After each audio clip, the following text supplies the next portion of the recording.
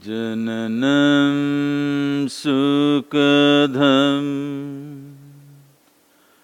maranam karunam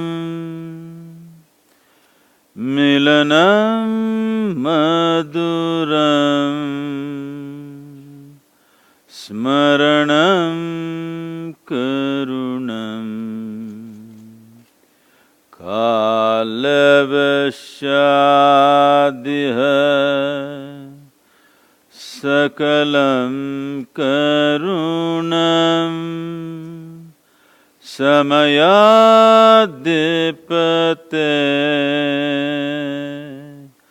akilam karunam. Good afternoon, everybody, the Excellencies and ladies and gentlemen. Thank you for being here. Good afternoon, Sadhguru, and good afternoon to Your Excellencies and distinguished guests, and to all the meditators who are watching on the internet right now. I'm so grateful to be here, and it's such a privilege, really, to be here. My name is Maxwell Kennedy, and I learned how to meditate from Sadhguru a few years ago.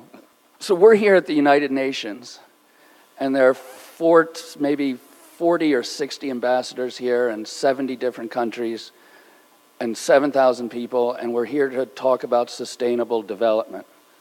So why did you start with a chant? The chant is an invocation. An invocation means to perform different types of activities. We need to have our energies in different ways. Otherwise, most people have become competent in one way or the other, but if you ask them to do something totally different, they will find themselves totally at loss. This is simply because their energies get directed in one way only.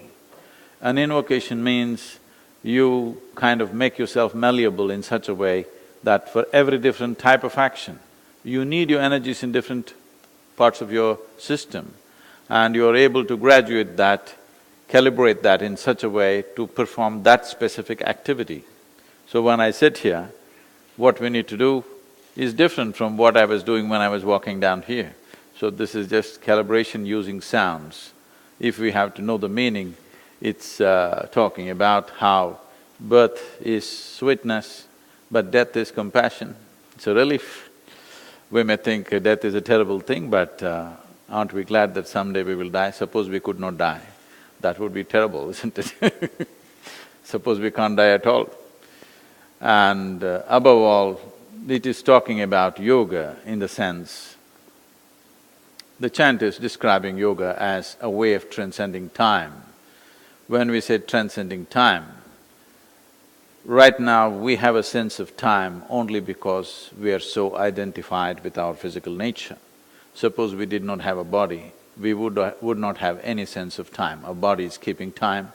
Everything that is time is cyclical, but yoga is a dimension which wants to transcend, which helps you to transcend these cycles and make a journey beyond cyclical nature of life, which is the nature of physical existence.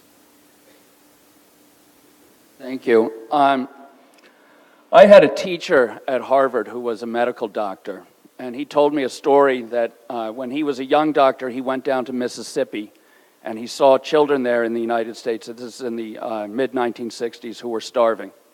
And after that trip, he went to Washington, D.C., and he tried to meet a group of senators, and he went to one after the other, and none of them would talk to him.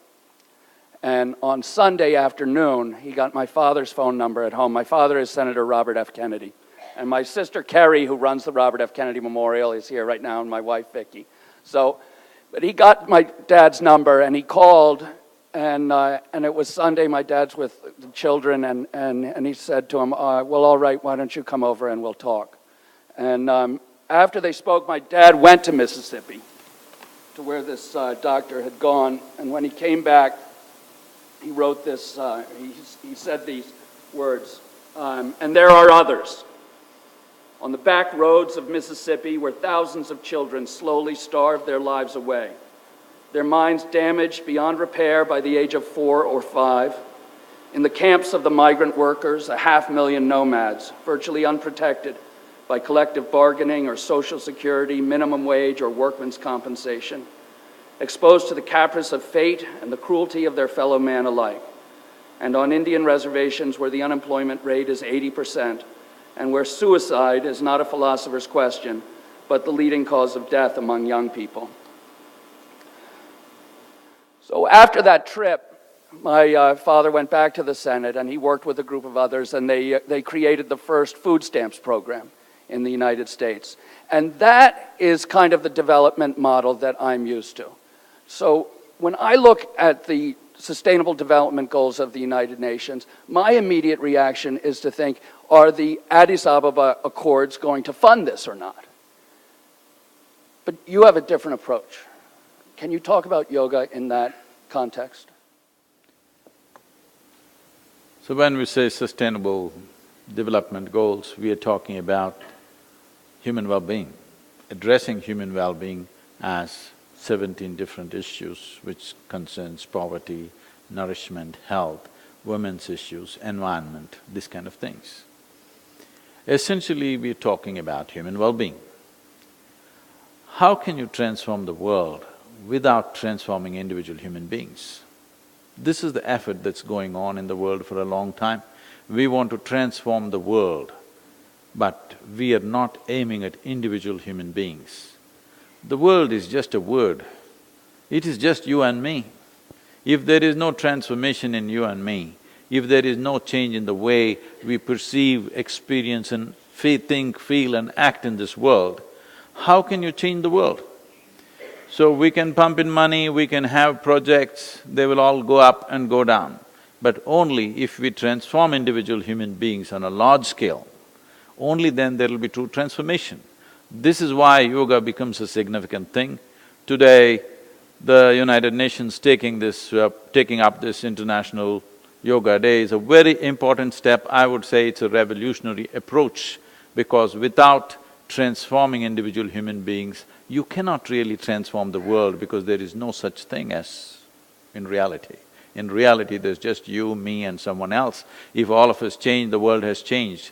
If we refuse to change, we will be only talking about it. I've been to any number of international peace conferences, and everybody's talking about world peace. In one of these conferences, where there were 17 Nobel laureates, I asked them a simple question: is it true that all of you are truly peaceful human beings? Can you put your hand on your heart and say, I am peaceful? They admitted, no, Sadhguru, we don't know how to be peaceful, but we want the world peaceful. How is that possible? What you see as the world is just a larger manifestation of who we are. Sadhguru, you can see all around the world, in Brazil, in the United States, in LA where I live, people are doing yoga. And when we're doing it, I'm stretching out my body and trying to control my breathing. Can you explain what yoga really is and how that can help attain the SDGs? So this fundamental human longing for health, for well-being, for fulfillment of life, when you find a logically correct and scientifically ascertainable way, then we say this is yoga. Yoga means in pursuit of human well-being, we've been doing all kinds of things. We've been looking up for a long time, which has led to humanity being divided in the name of religions, castes, creeds, in so many different ways. Now in the last 50 years, I would say we are looking out seriously and we are ripping the planet apart. All the environmental degradation that we are talking about is just in pursuit of human well-being. In the last 100 years, definitely, we are the most comfortable generation ever. But we cannot say we are well, because we are not really well. People are not happy, people are not peaceful. That is not happening because we have not addressed the inner nature. So when you address it in a scientific manner, rather than by belief, by philosophy, by ideologies, you address human well-being in a scientific way, this is yoga. The word yoga literally means union. When we say union, what we're talking about is, we're talking about a scientific way of obliterating the boundaries of your individuality. When I say a scientific way of obliterating the boundaries of your individual nature, what this means is, right now as we sit here, this is me, that is you, distinctly clear. But we are breathing the same air, we are a product of the same earth. What you call as myself is just a pop-up on this planet and it'll pop out. But in this little bit of time, we have divided this in such a way that we can't meet.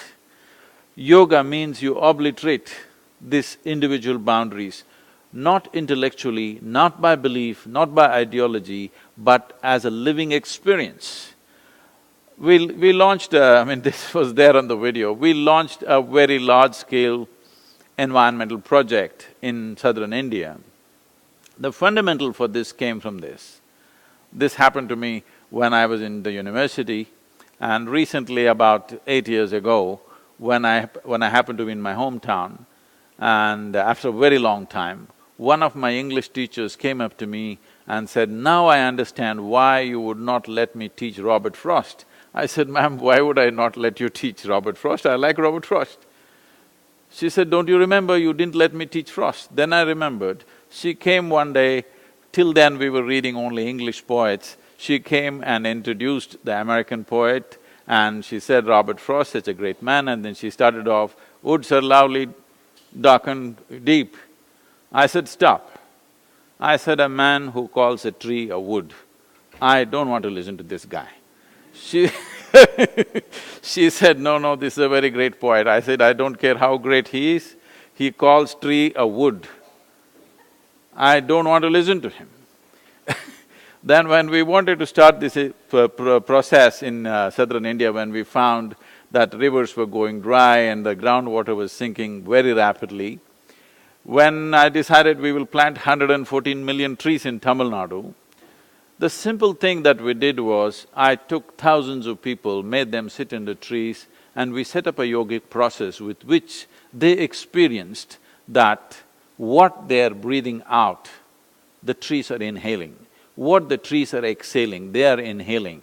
And they realized one half of their lungs is hanging out there. Once they realized this, there is no stopping. Even today, millions of trees are being planted on a yearly basis, all done by common people, simply because we brought this yogic experience to them, that they truly realized that one half of their breathing apparatus is actually out there, not here. So, bringing this experience into people, that what you think as myself is not within the boundaries of your physical nature, it goes well beyond that. If this becomes a living reality, then fulfilling these goals that United Nations has for the world becomes much more possible than the way it is right now, where we are trying to push in one way, but a whole lot of people are pushing in the opposite direction, because they don't even see it as theirs. Thank you, Sadhguru. I wanted to point out this incredible thing about the tree planting project is that Sadhguru insisted that the trees be planted on small plots of land, less than half an acre, and half of the trees are fruit trees, and then half of them can be used for firewood, so that the people who live on these lands are benefited from them, they take care of the trees, and those trees actually really grow.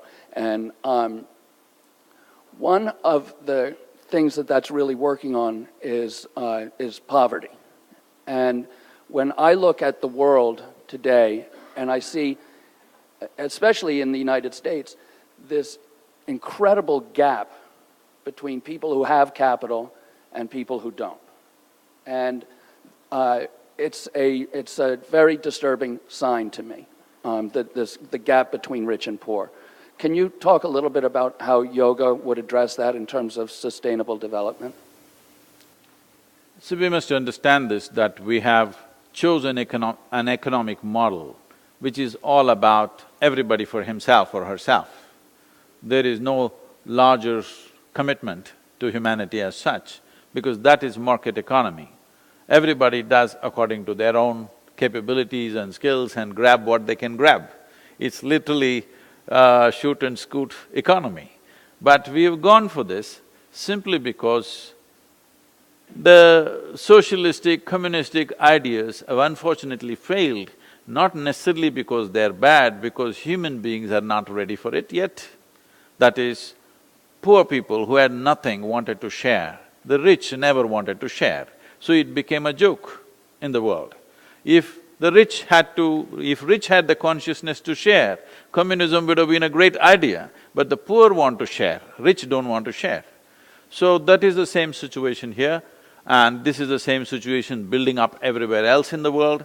Is this the best way to run the world? No. But do we have a better idea? No. So, because right now we are in that place. So the only thing that we can truly do is that we bring what we are referring to as yoga, as a living experience. Yoga does not mean twisting your body, yoga does not mean standing on your head, yoga does not mean holding your breath. Yoga means in some way you have transcended the limitations of your physical nature. You are beginning to experience life as a larger possibility, not just this physical form that you are. Once this becomes a living experience, sharing and living together will become a common experience everywhere. Does it mean we are going to start communes and everybody will live together? No, we can run businesses in a more inclusive way, we can create a more inclusive economic model, and this need not be done by government policy. This can be done by private individuals because there are companies which are almost as large as nations today. There are companies which are bigger than nations. So it is very much possible that business can be run in a more inclusive way. Right now we are thinking only of profit. Our idea of profit is very short-term kind of idea. If you really want to run your company, if you are thinking in terms of your company prospering in the next 100, 200, 500 years continuously, then it's very important that you make your customer your partner, that you make everybody else in the society your partner. Whatever you're manufacturing or whatever you're selling or whatever the business is, whether you're selling a safety pin or a computer or a spacecraft, essentially the business is about human well-being. If this comes into the consciousness of every business person, if this comes into the consciousness of building every business, that essentially this is about human well-being. We do it in so many ways, but fundamentally it's about that. If this awareness and consciousness is instilled in the businesses on the planet, then you can find the capitalistic way of living need not mean disparity, can mean well-being to everybody. Sadhguru, I read the other day that for every dollar in government investment in developing countries, that there's $7 now in private investment. So how do we use yoga to yoke in the private corporations that are looking just at their bottom line to end up really having development that's fair and just? In the last 20 years, I have largely focused on the business leaders because there was a time a few hundred years ago where the most influential leadership on the planet was religious leadership. Later on, when the military machines built up in a big way, the military leaders dominated the world. In the last 100 years, democratically elected leaders have become the most dominant force. In the next 15 to 25 years, you will see the business leaders will be the most important or influential leadership on the planet. The good thing about business is that a businessman is willing to make a deal if the deal is good, no matter who you are. I'm saying the old prejudice of I cannot make a deal with somebody is going away and they're willing to make a deal. Now, anything is sustainable only if it is beneficial to both the parties. Nothing can be sustained either in the marketplace or in marriage unless it's beneficial to both the parties. Only when it's truly beneficial to both the parties, this can be sustained. This is slowly sinking into the business leadership. I have seen in the last 20 years, prominent business leaders, their way of thinking is very, very different than what it was. My essential work has been to move individual leaders from their personal ambitions to a larger vision, because a larger vision means then the business is sustainable for a long period of time. If it's just your personal ambition, the world will work against you. If you have a larger vision, the world will work with you. This is a big difference. So this is something that is slowly sinking in. You will see, if you see annual meetings of major businesses, what they're talking, if you look at the economic forum, if you look at various economic assemblies on the planet, you will see they're all beginning to talk about a larger vision, how to make a difference rather than how to make a profit. This is become the language of the business these days. It still has to manifest in a big way, but at least the language has changed from profit to making a difference. Thank you. Sadhguru, when you look at societies all across the world, there's a huge gap between what's available to women and what's available to men. The Sustainable Development Goals address this. What's the role of gender equality in yoga? See, yoga means transcending your physical nature on one level. If you transcend your physical nature, where is the question of being a male or a female? You being a male or a female is relevant only in a few spaces in your life, in bathrooms and bedrooms. Rest of the places, I don't see why you should recognize somebody as a man or a woman. Why are we identifying people with reproductory organs? If you must use a body part, at least use the brain.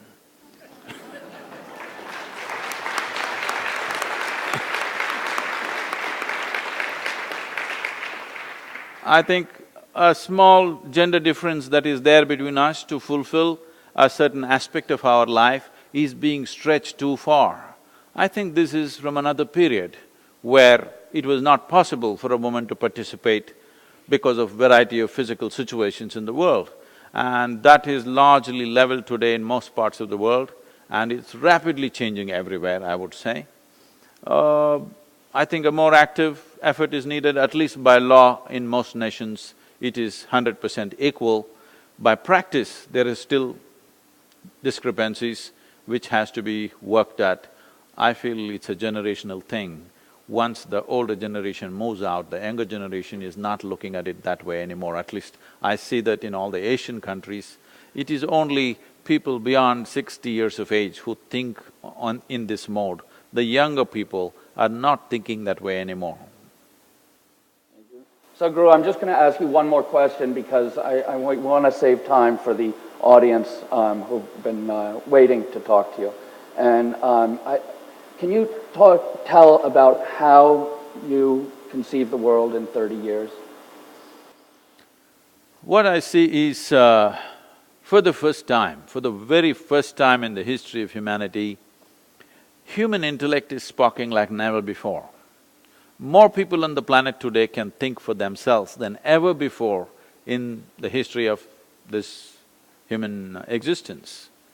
So once human intellect begins to spark like this, unless something is logically correct and scientifically verifiable, it will fail in future. You may be willing to listen to a few things, but your children are not going to listen to anything that does not make sense to them. It does not matter from what authority it comes from. Or in other words, we are moving into an era where authority cannot be the truth. Truth will be the only authority in future. We are getting there because everybody is beginning to ask questions and people are not afraid to ask questions anymore. So this is bound to happen. Once this happens, human aspiration for well-being has to have a logically correct and scientifically ascertainable methodology, and it's of tremendous importance that today the International Yoga Day has been declared in the last 1 year. It was mooted by the Prime Minister, but it was almost like the world was waiting for it. As they mentioned, 177 countries, never before in the history of United Nations, all of them agreed upon one thing as they agreed upon yoga. It looked like they were waiting for it. Yes, the world has been waiting for a scientific and a logically correct solution for human well-being. The aspiration for human well-being will not stop.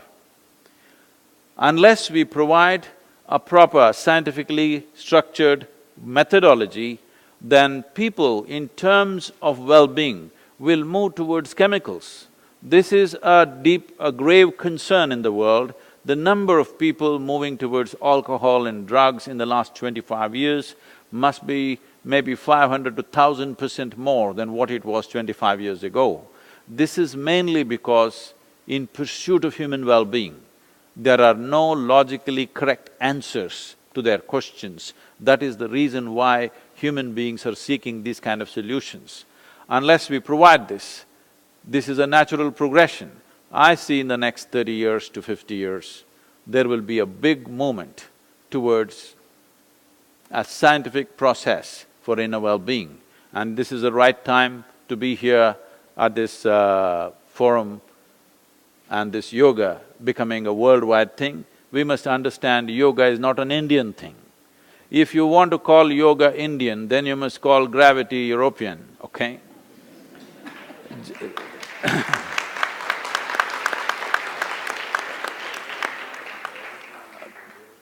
Because yes, it originated from that place, because India is one place where for a few millennia we had uninterrupted time to look deep inwards and to look at the human mechanism in utmost profoundness as to how this functions, what is the ultimate possibility within this human mechanism. This has taken a few millennia to understand and arrive at this possibility. And yoga, I want this message to go, the science of yoga is not just about health, it's not just about fitness, it is an ultimate solution for every aspect of human existence. There is different types of yogas, yoga can be taught in different dimensions. The ultimate possibility of raising beyond our physical nature, the ultimate possibility of knowing life in its fullest way. The word yoga means union. The word yogi means one who has experienced this union. We need not 1, 2, 5 yogis, we need millions of them who have a sense of union with the rest of the universe, particularly those who hold responsible positions in the world. They must come to this experience because leadership essentially means you have the privilege of touching other people's lives.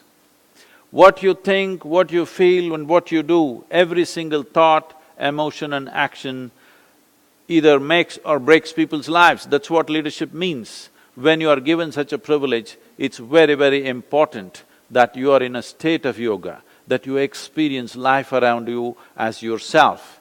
If any of us feel the work that we are doing is important, the first and foremost thing is we must work upon ourselves. It gives me deep honor and pleasure to first give the floor to Under-Secretary General, Ambassador Vijay Nambiar, who will also be delivering a message on behalf of the Secretary General, Mr. Ban Ki-moon. I shall just be delivering the message of the Secretary General on tomorrow's International Day of Yoga. Yoga is an ancient physical, mental and spiritual practice that originated in India and is now practiced in various forms around the world. The word yoga derives from Sanskrit and means to join to or to unite, symbolizing the union of body and consciousness. Yoga balances body and soul, physical health and mental well-being. It promotes harmony among people and between ourselves and the natural world. Recognizing its universal appeal, the United Nations General Assembly proclaimed 21st June as the International Day of Yoga. This year's observance of the International Day of Yoga highlights the important role healthy living plays in the realization of the Sustainable Development Goals adopted last year by all 193 United Nations member states. As exercise, yoga has multiple benefits. Physical inactivity is linked with a number of non-communicable diseases such as cancer, diabetes, and cardiovascular diseases, which are among the leading causes of illness and death worldwide. By improving fitness, teaching us how to breathe correctly, and working to diminish stress, yoga can help to cultivate healthier lifestyles. Practicing yoga can also help raise awareness of our role as consumers of the planet's resources and as individuals with a duty to respect and live in peace with our neighbors. All these elements are essential to building a sustainable future of dignity and opportunity for all. On the International Day of Yoga tomorrow, I urge everyone to embrace healthier choices and lifestyles and to commit to unity with our fellow human beings, regardless of ethnicity, faith, age, gender identity, or sexual orientation. Let us celebrate this day and every day as members of one human family, sharing one common, precious home. Thank you. May I now give the floor to the permanent representative of Bangladesh. Sir. We deeply appreciate the Indian government's initiative to have the International Day of Yoga. We have learned a lot from the yoga masters, especially the perspective as to how yoga can contribute in the attainment of global peace, sustainable future, and in turn the realization of the SDGs. What I understand, without peace of mind and harmony in the body, how can we think we can change the world? First, we have to change our own world, by which what I mean is how we live, breathe, eat, think, and aspire. If we are not fit for the purpose of contributing to sustainable peace in the world, we will remain as bystanders and not as active agents of change. I can share my own personal story with my colleagues and others present here. I had been suffering from a very bad bout of sciatica problem for the last 2 months. At times the pain was debilitating. I have gone through serious pain medication followed by physical therapy and acupuncture. In fact, I am just coming here from my 6th session of acupuncture treatment. I realized that I suffered this problem because of accumulated lifestyle-related problems, which included long hours of sitting, standing, stress from the work, and also from the family for the constant change of places of postings, etc. During the last 8 weeks of my ordeal, I reflected on my life and future course of action. I read a lot and searched the internet for answers, and I finally came to the conclusion that yoga is the answer to my situation.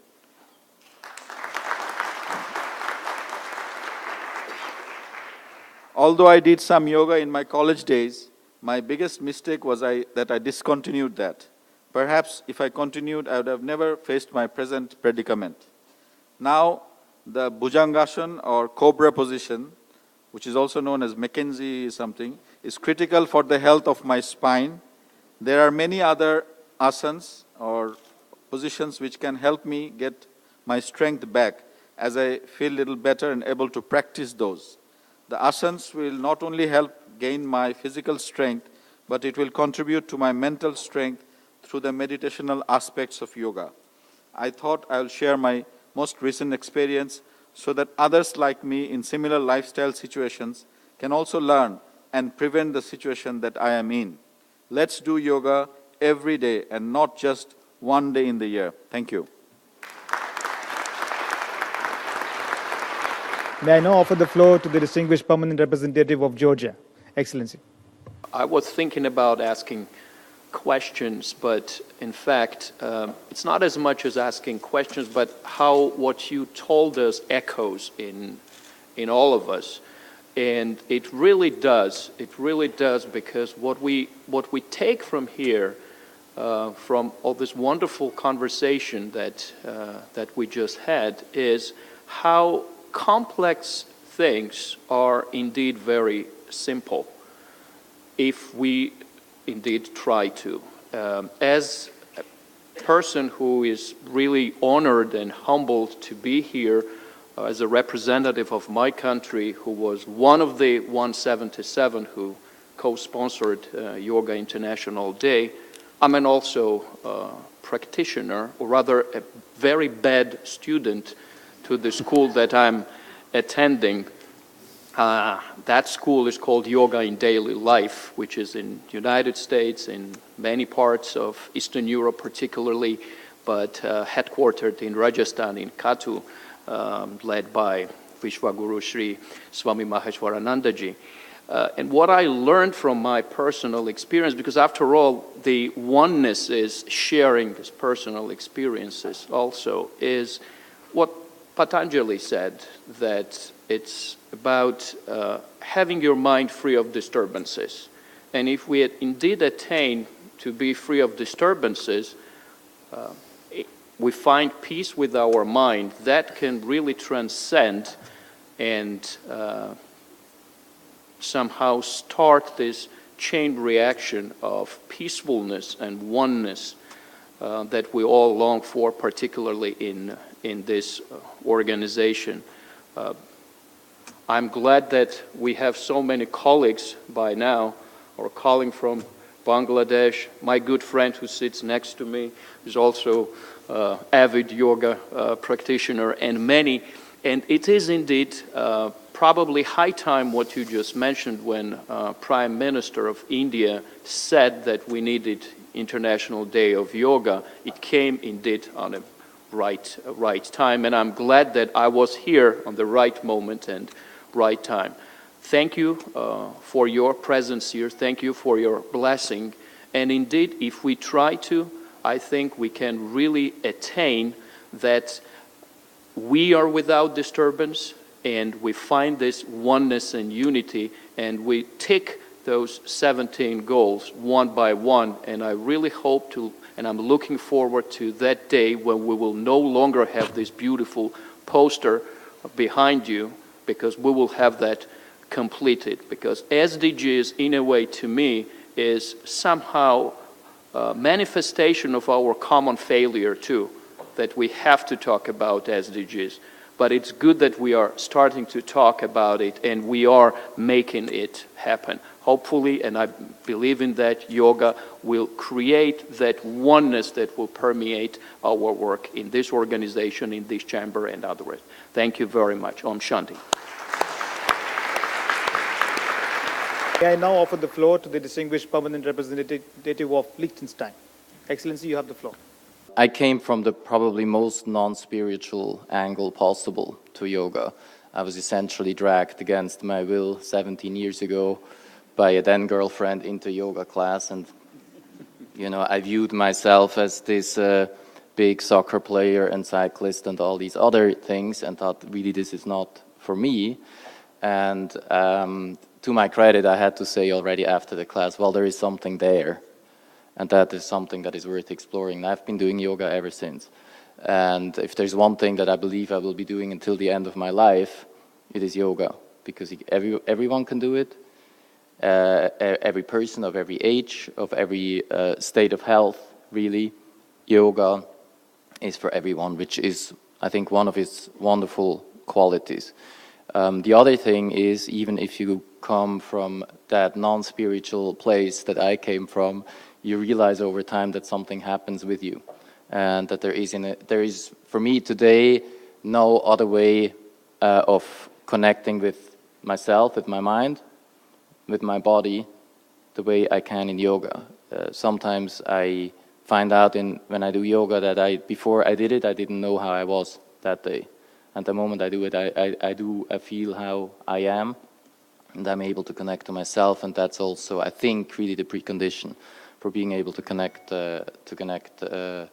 with others. In looking at the theme and in thinking about this, for me the connection is very simple. The SDG agenda, tells us we know what the problems are, we know what the solutions are.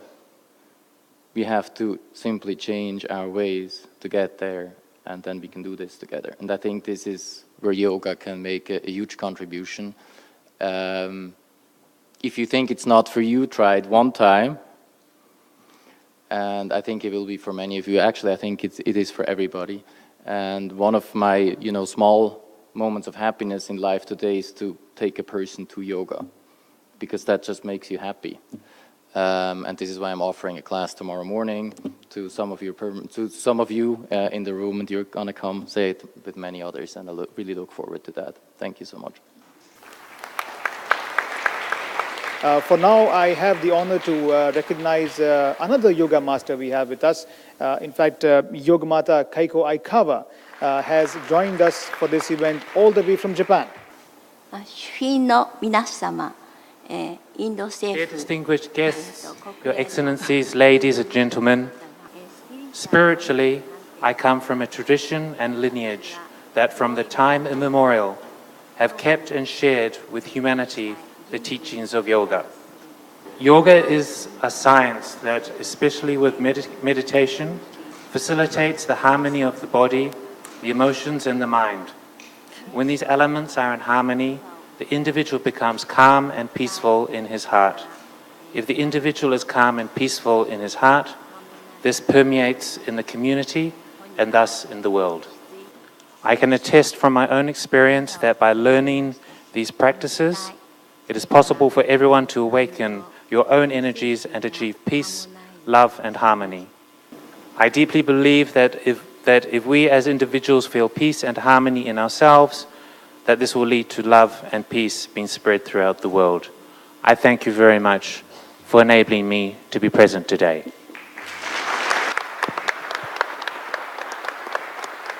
Thank you, Yogamata, for that message of love. May I now offer the floor to the distinguished permanent representative of Nepal. I come from Nepal, from the eastern hills of Nepal, a place, an environment which is extremely conducive for yoga, and I also come from a family and community practicing yoga. But then I'm always worried about this question of accessibility. It has to do with the commercialization of yoga today.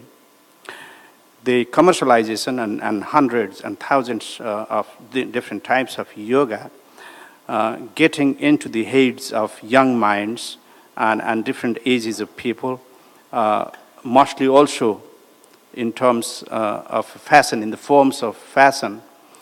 What would be your wise guidance to us to deal with the perhaps unnecessary or over-commercialization of yoga? Whatever becomes reasonably popular, there will be enterprise around that. You shouldn't be surprised when you step out on the Times Square, people will be selling yoga t-shirts and yoga whatever, okay? We shouldn't be distracted or disturbed by these things. This is a part of a social thing, it happens.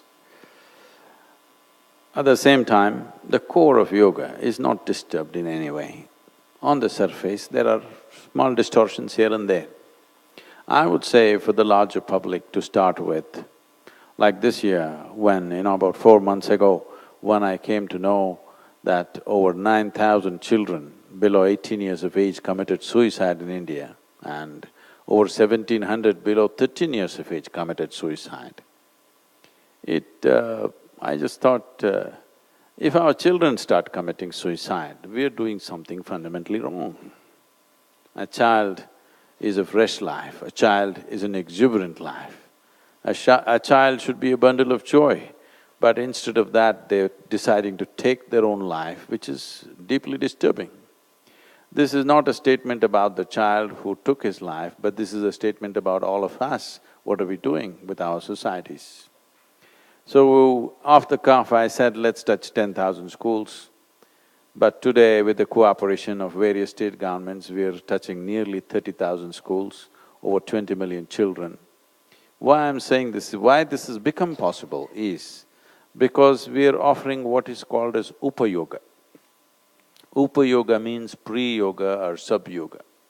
Why this effort towards Upa-yoga is, if you offer yoga, however innocuous the practice may look to start with, it has a spiritual dimension to it.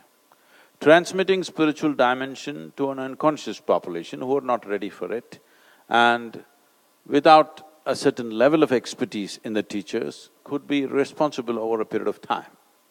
So, we are teaching Upa-yoga, which has mainly physiological and psychological benefits, and here you can't do anything wrong, it's on the video. All the teacher has to do is make corrections and make sure people are not doing it wrong.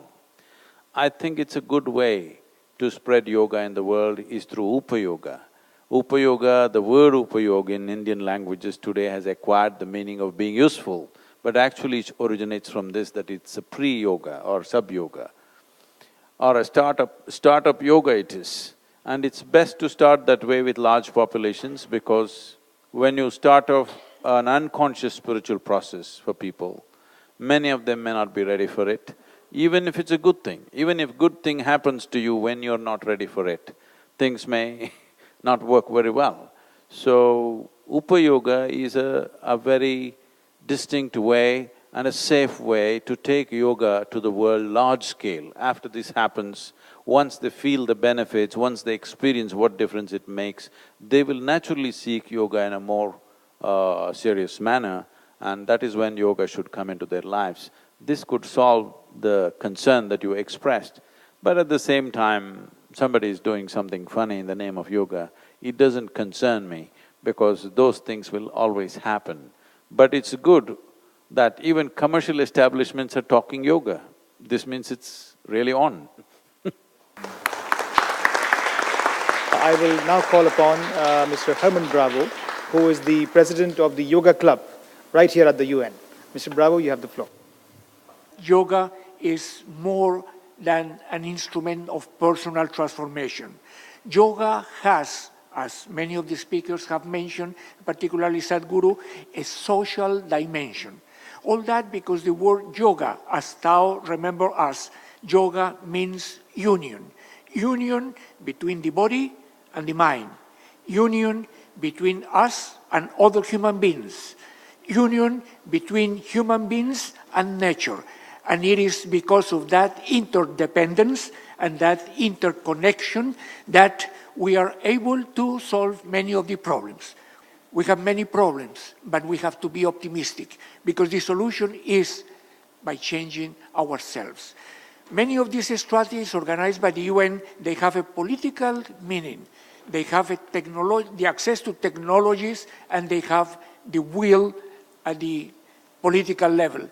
But all that is not going to work unless we go at the individual level. Yoga means personal transformation. And because of that, the International Day of Yoga should be a wonderful opportunity to remind all of us that every day in our life should be a yoga day. Namaste. Thank you. I now give the floor to Ms. Neta Menabde, who is the Executive Director of the Office of the World Health Organization here at the United Nations. Ms. Menabde, you have the floor. It's a great pleasure and an honor to attend this celebration today. And indeed, this is a very unusual event for the United Nations, because it is deeply reflective, and it's not composed of prepared speeches that people deliver in a more formal way. It actually moves all of us here to think deeply of what is being said, what is being done, what is being conveyed by you here, and how we can individually and collectively respond to this call of the International Yoga Day. I have spent 5 years of my life in India before coming here in New York. And of course, for me, it's something very special to be here today at this day. And it's special because you mentioned, Sadhguru, that we cannot call or compare and say that yoga is Indian, but it comes from India. And indeed, it is India's gift to the humankind, to all over the world. And it is very special because of that. And I could see the impact of yoga practice on communities in India. So it makes a difference, and this is why this is such a great gift of civilization. The whole country in India, every quarter of it, breathes essence of yoga. And it is the civilization calm of yoga that has moved me when I was there. In my work, we are dealing with health issues. It is no news now that yoga is very good for health, but we also know now that health is no longer a standalone one of the Sustainable Development Goals. It is actually determinant for any other goal to be achieved. Therefore, yoga has a very different meaning and different, indeed, interconnecting nature, because it does help people to feel better, live better, breathe better, act better, unite better, come into interconnectedness, which is indeed essential for sustaining our planet and connects planet to people.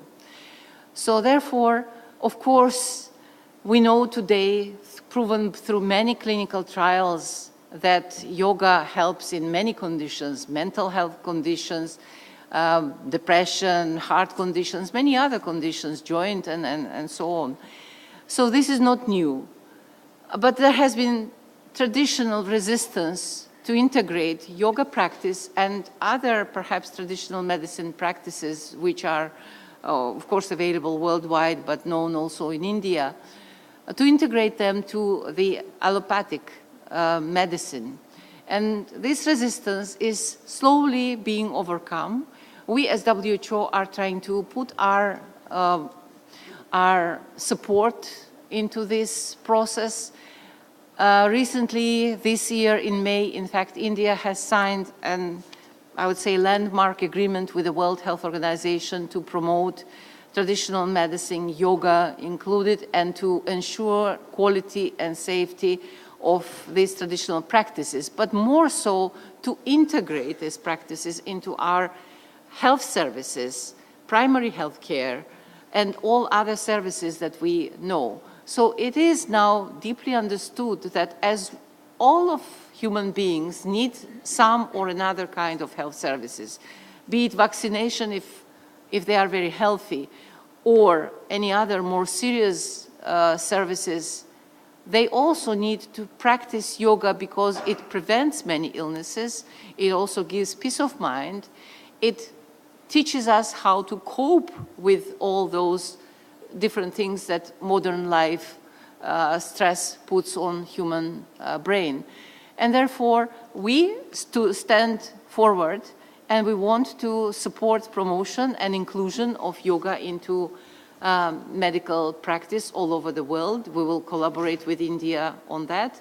But my question to you would be, is there any good secret beyond of what you have said?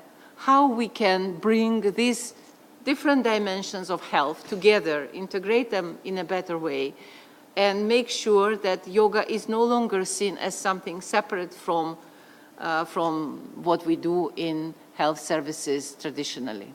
Thank you. Thank you very much for being here today.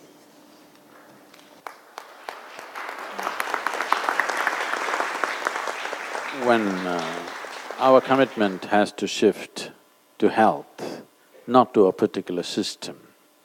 People are married to a particular system most of the time, and they defend that system at any cost, no matter what. Every system in the world has something to contribute. But instead of being committed to health, we are committed to those systems. Because of this, there has been a lot of dislocation in how health can come about. So in southern India, in the rural part of Tamil Nadu, we brought this about, these 5 dimensions: allopathy, Siddha, Ayurveda, Unani and yoga together practice along with the naturopathy way of doing things. It has done miraculous things to the populations. We were the first pilot project by the Ayush project when it started 10 years ago. Now Ayush has become a ministry. I think yesterday or in the last week they've declared a Ayush University, which means Ayurveda, Yoga, Siddha and all these things put together. This we started almost 15 years ago, and today it is an active part. What we have done is, we have medical vans which go with an allopathic doctor and a Siddha doctor, plus we have created over 112 or 13 village gardens where we grow herbs, over 100 and odd different types of herbs in a common piece of land where people are taught how to make use of it. For small things like stomachache, headache, fever for the children, diarrhea, these kind of things, all our grandmothers knew how to treat this. Unfortunately, even for these, people are going to the doctors today, and the way it is being treated with elaborate medication, generally in rural India, the cost of the medicine, if you fall sick for 15 days, it takes a year for you to recover with the economics of the family, gets hit for almost a year. If 15 days somebody is down and they visit the doctor and the volume of medication and treatment that happens kind of economically sets them back quite a bit. So our commitment is to health, not to a particular system. And right now, the government of India is doing serious efforts to integrate this thing, and we've been doing this for over 15 years very effectively. I must tell you, a simple thing in rural India which can be… I was just last 1 week I was in Africa, even there I thought this is something that'll work. We created what is called as a wave of health. About simple things, how health can be created within the family, for every family. One of the things that was done, I won't go into all the details, one simple thing we did was, every home should have a papaya tree, a banana tree, a murungu tree and a patch of greens. This transformed health situations in such a big way. You won't believe such a small initiative, such a simple initiative, what a difference it has done to people's lives. Like this small initiative can be brought because considering the economics of those families, it's very important we need to come up with solutions that works for them. In this, yoga practice has a significant role because creating a vibrant, healthy, vibrant and effervescent population is very, very important to fulfill the sustainable goals. If we don't create that kind of population, we will be only talking about sustainability, it will not happen. We need to create this, and the goal is the tools of self-transformation should not be in the hands of a guru or an organization or some other authority. The idea is to bring this into everybody's life. Like today, everybody owns a toothbrush, which has created oral health. Just like that, everybody should have some tools for self-transformation. It is with this kind of commitment that we are going ahead, and there is a big support now in the world, wherever we go. In the remotest parts of Africa that I was there in the last 1 week, it was incredible to see that all of them know about yoga. I know this 25 years ago when I went into rural India in a big way, they knew what is Coca-Cola, but they did not know what is yoga. But today in the remotest part of Africa, people know what is yoga. This is transformation in many ways. Thank you, Sadhguruji. And now, would you like to reflect on this question? I'd like to thank you all. There's been so much beauty in this room and so much intelligence of what the world is all about and what we are all about and what we're going to do about it. And I think that it's absolutely fantastic to sit here and listen to all of the things that I've pondered for so many years and wondered about, not always finding the answers. But today was a revelation and a very special thing to happen to the whole world. In this room, you've started something that we've needed for a long time. It's out in the open now. Yoga is beautiful, but yoga is only beautiful if we use it and we make it part of our lives. I want to thank you all. I now give the floor to Mr. Rajiv Lalla, who has joined us all the way from Texas. If you could help us understand the role of a guru, of a teacher, not in the true academic sense where a STEM professor teaches me science and technology, but rather coming from humanity and that union among all of us. When you say a Sadhguru, you're saying an uneducated guru. That's what it means. Because you don't come to a Sadhguru to know about the scriptures, you don't come to Sadhguru to know about rituals. Because the only thing that I know is, I know this piece of life from its origin to its ultimate, and this is all I know. By knowing this, by inference, you know just about everything because everything is made the same way. Today there is something called as a constructional theory, where they're talking about how the atom and the cosmos are essentially fundamentally same design, only the sophistication and complexity is multiplying. So the amoeba and you and me are made the same way, only the complexity has multiplied.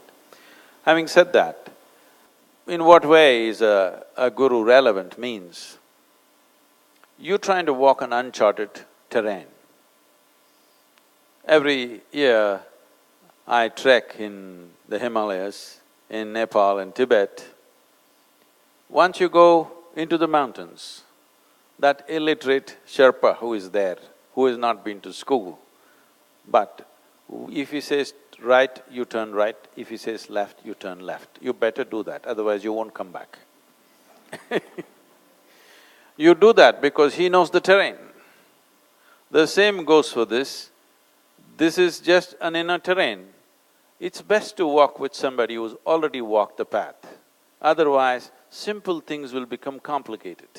What is next door, you will go around the world and come back to it. All this complication about, for example, today if you utter the word meditation, people think something very difficult to do. To put it simply, first of all, the word meditation, English word meditation, does not describe anything in particular. If you sit with your eyes closed, they're saying you're meditating. With your eyes closed, you can do japa, tapa, dharana, dhyana, samadhi, shunya, there are any number of things you could do.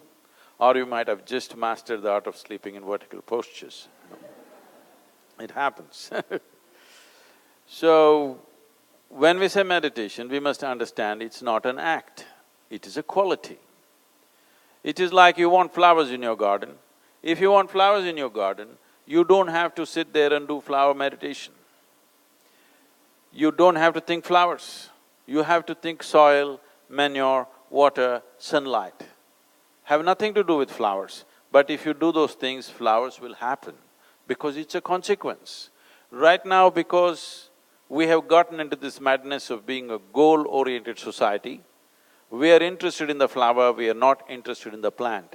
This is the fundamental that the yoga will change within you. You understand that you have to handle the process right for a consequence to happen. So in yoga there is a saying that if you're goal-oriented, your one eye will be on the goal. That means you will find your way only with one eye, which is an inefficient way of doing things. If you use both your eyes to find your way, it's much more efficient. So, why is a guru needed? It can be done without it. I'm asking you a simple question. Even to learn ABC, the alphabet, you needed a teacher. But you could have learnt it by yourself, maybe you would have taken a lifetime, but the teacher taught it to you in a month or two. That's a big difference. So, like somebody was talking to me and they asked, what is this guru about? I said, this is the GPS, a living GPS, a guru positioning system, you know. If you want to find your way, it's best in uncharted terrain, unknown terrain, it's best to walk with somebody who's already done the terrain once or many times. Otherwise, simple things will become very complex. It's my pleasure to recognize Ms. Denise Cotto, who is the chair of the International Yoga Day Committee at the United Nations and an executive board member of the United Nations Staff Recreation Council Enlightenment Society. Denise, you have the floor. The International Day of Yoga Committee at the UN came into existence last year in the summer after the first International Day of Yoga. Sri Chinmoy, years ago, his vision was to have peace meditations with the staff, and he started the yoga club, which German is the president of.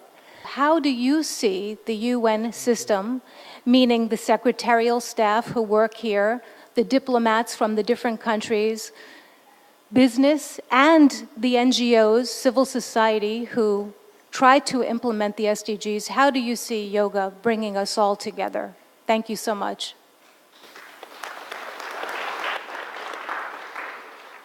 This is being said again and again about peace. So we need to look at this. When we say peace or mental peace as people are talking about it, today even so-called spiritual leaders are talking about peace being the highest goal in one's life. But I would like to ask you, please look at your life and see, if you want to enjoy your dinner tonight, even if you're not ecstatic, at least you must be peaceful to enjoy your dinner. If you want to enjoy the people around you, at least you must be peaceful and happy. If you want to enjoy your walk on the street, you must be peaceful and happy, otherwise this is not possible. So what is very fundamental to… a fundamental requirement in our life, unfortunately we are pushing it as an ultimate goal of our life. To be peaceful is not the highest thing, it is the most basic requirement. If a human being cannot even be peaceful, there is really nothing that they can do.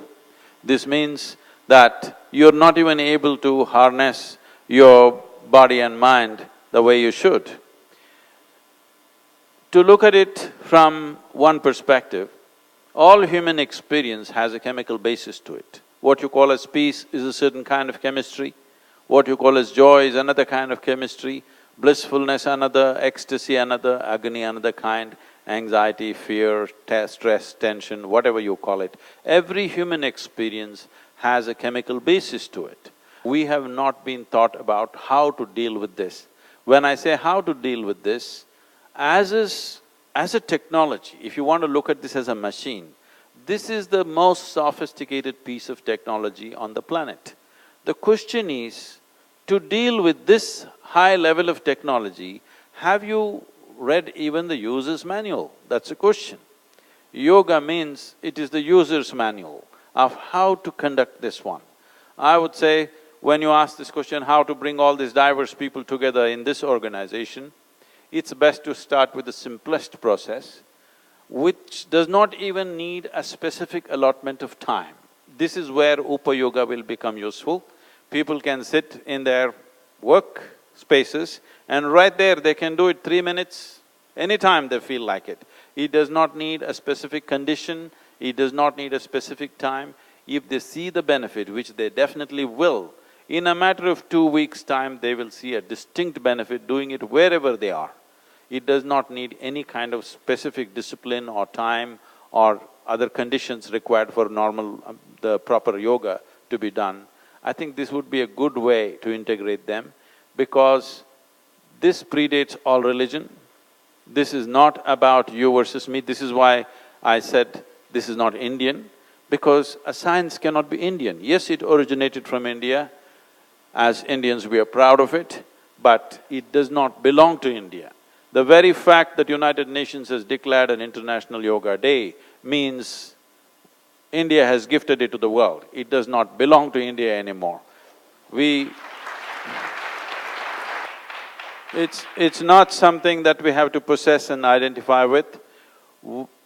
The significant aspect of my personal work has been to remove all the frills of culture that yoga had acquired through this millennia of transmission. Slowly, whatever you do in a particular culture, it will acquire cultural frills.